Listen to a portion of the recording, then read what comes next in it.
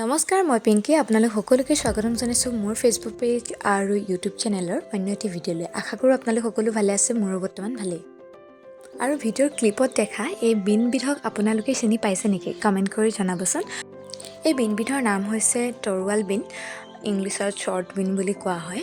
আৰু মই গুগলৰ পৰাহে এই বিনবিধৰ বিষয়ে গম পালোঁ।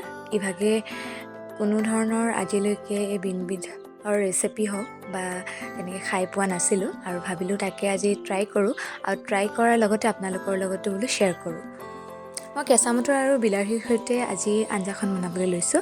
পোনপ্ৰথমে কেৰাহীত তেল দি তাতে নহৰু অকণমান দি তাতে বিলাহীখিনি এড কৰি অকণমান সময় ভাজি আছোঁ আৰু তাতে মছলাখিনিও এড কৰি দিলোঁ আৰু অকণমান পানী দি দিছোঁ যাতে মছলাখিনি দেৰি নাযায়।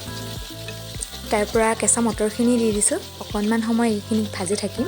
তাৰ পৰা আমি বইল কৰি লৈছোঁ শ্বৰ্ট বিনখিনি অৰ্থাৎ তৰোৱাল বিনখিনি, এইখিনিও মই এতিয়া ইয়াতে এড কৰি দিলোঁ আৰু এইখিনি অকণমান সময় এনেদৰে আমি ভাজি থাকিব লাগিব। ভাজি থকাৰ পিছত অলপ পানী ইয়াতে এড কৰি দিম যাতে গ্ৰীণ মটৰখিনিও সিজি যায় আৰু আমি ইয়াতে এড কৰা মছলাখিনিও যাতে ভালদৰে ধুনীয়াকৈ খাদ্যখিনিৰ লগত মিলি যায়।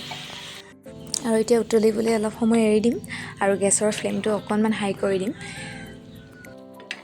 আৰু মই ঢাকনিখন মাৰি দিলোঁ কেৰাহীৰ। এতিয়া অলপ সময় ইয়াতে উতলি থাকক।